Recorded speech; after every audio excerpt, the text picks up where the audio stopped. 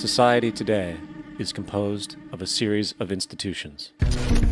From political institutions, legal institutions, religious institutions, to institutions of social class, familial values, and occupational specialization. It is obvious the profound influence these traditionalized structures have in shaping our understandings and perspectives. Yet, of all the social institutions we are born into, directed by, and conditioned upon, there seems to be no system as taken for granted and misunderstood as the monetary system. Taking on nearly religious proportions, the established monetary institution exists as one of the most unquestioned forms of faith there is. How money is created, the policies by which it is governed, and how it truly affects society are unregistered interests of the great majority of the population.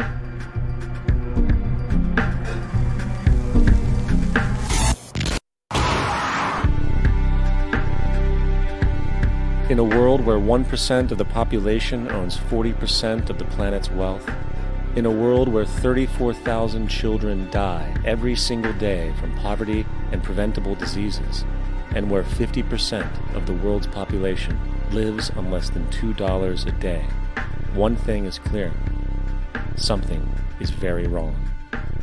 And whether we are aware of it or not, the lifeblood of all of our established institutions, and thus society itself, is money.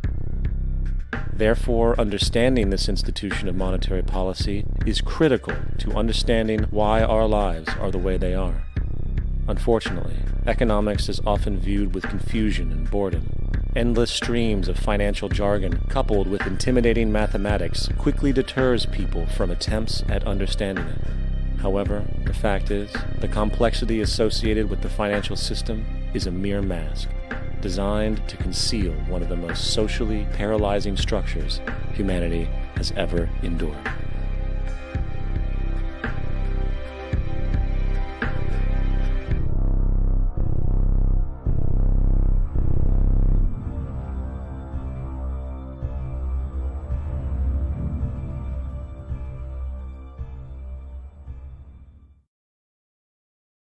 A number of years ago, the Central Bank of the United States, the Federal Reserve, produced a document entitled Modern Money Mechanics.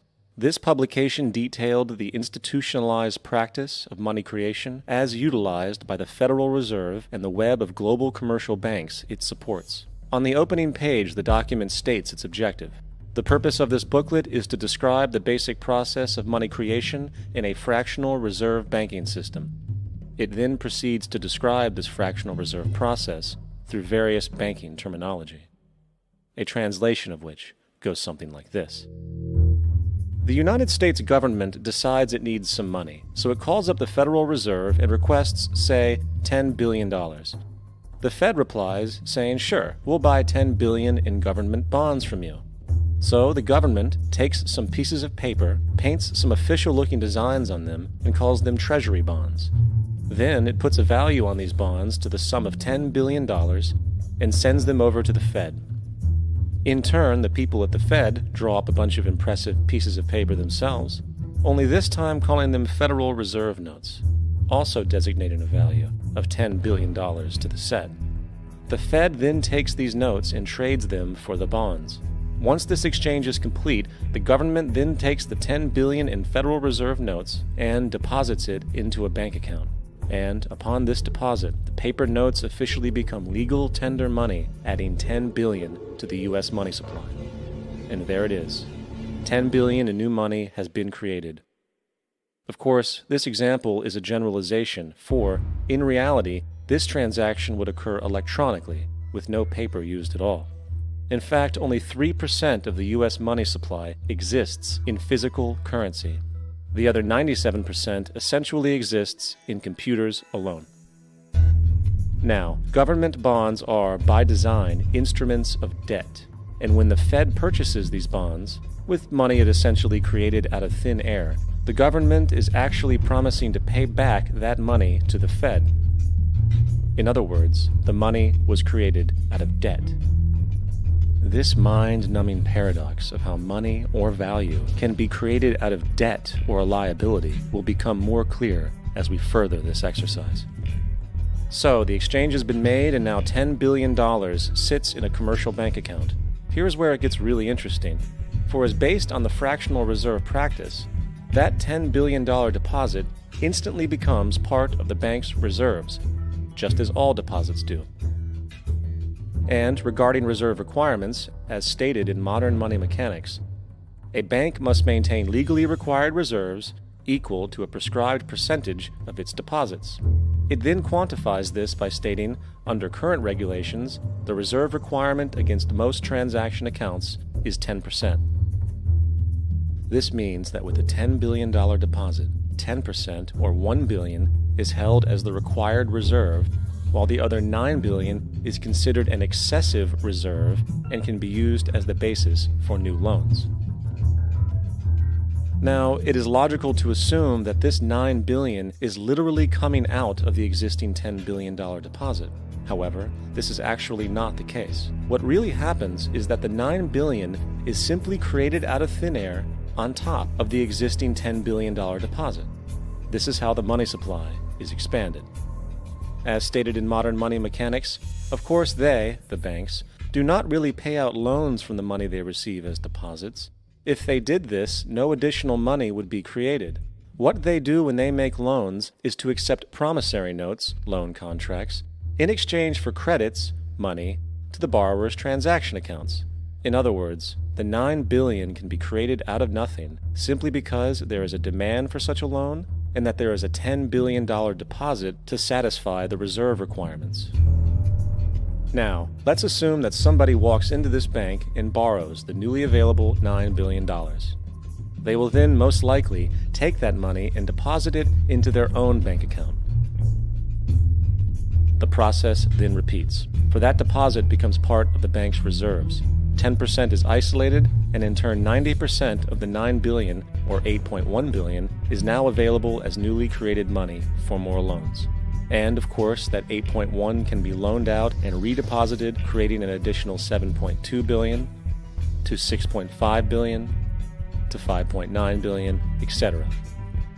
This deposit money creation loan cycle can technically go on to infinity. The average mathematical result is that about $90 billion can be created on top of the original $10 billion. In other words, for every deposit that ever occurs in the banking system, about 9 times that amount can be created out of thin air. Money jitters? Ask the obliging Bank of America for a jar of soothing instant money, M-O-N-E-Y, in the form of a convenient personal loan. So, now that we understand how money is created by this fractional reserve banking system, a logical yet elusive question might come to mind. What is actually giving this newly created money value? The answer? The money that already exists. The new money essentially steals value from the existing money supply. For the total pool of money is being increased irrespective to demand for goods and services. And as supply and demand finds equilibrium, prices rise, diminishing the purchasing power of each individual dollar. This is generally referred to as inflation, and inflation is essentially a hidden tax on the public. What is the advice that you generally get? And that is inflate the currency. They don't say debase the currency. They don't say devalue the currency. They don't say cheat the people who are saved. They say lower the interest rates. The real deception is when we distort the value of money. When we create money out of thin air, we have no savings, and yet there's so-called capital. So my question boils down to this: how in the world can we expect to solve the problems of inflation, that is, the increase in the supply of money, with more inflation? Of course, it can't. The fractional reserve system of monetary expansion is inherently inflationary. For the act of expanding the money supply, without there being a proportional expansion of goods and services in the economy, will always debase a currency. In fact, a quick glance at the historical values of the US dollar versus the money supply reflects this point definitively, for the inverse relationship is obvious. $1 in 1913 required $21.60 in 2007 to match value. That is a 96% devaluation since the Federal Reserve came into existence. Now, if this reality of inherent and perpetual inflation seems absurd and economically self-defeating, hold that thought, for absurdity is an understatement in regard to how our financial system really operates. For in our financial system, money is debt, and debt is money. Here is a chart of the U.S. money supply from 1950 to 2006. Here is a chart of the U.S. national debt for the same period. How interesting it is that the trends are virtually the same. For the more money there is, the more debt there is. The more debt there is, the more money there is. To put it a different way, every single dollar in your wallet is owed to somebody by somebody. For remember, the only way the money can come into existence is from loans. Therefore, if everyone in the country were able to pay off all debts, including the government, there would not be $1 in circulation.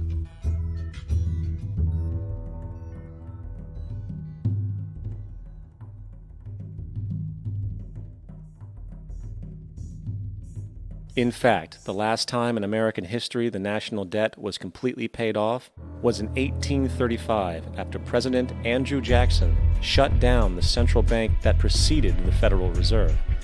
In fact, Jackson's entire political platform essentially revolved around his commitment to shut down the central bank, stating at one point, "The bold efforts the present bank has made to control the government are but premonitions of the fate that awaits the American people should they be deluded into a perpetuation of this institution or the establishment of another like it."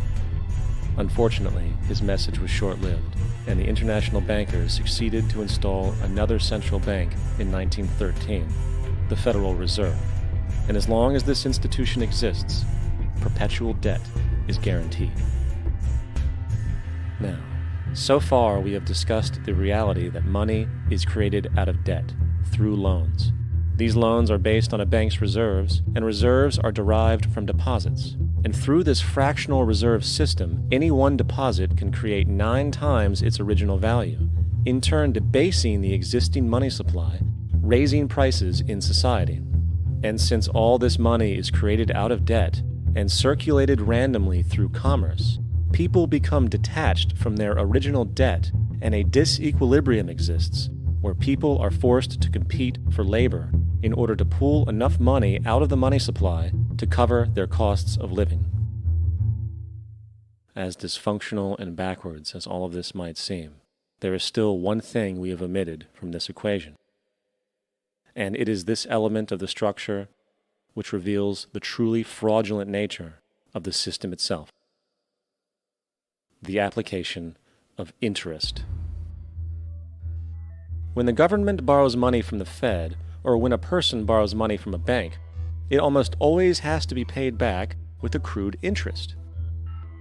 In other words, almost every single dollar that exists must be eventually returned to a bank with interest paid as well.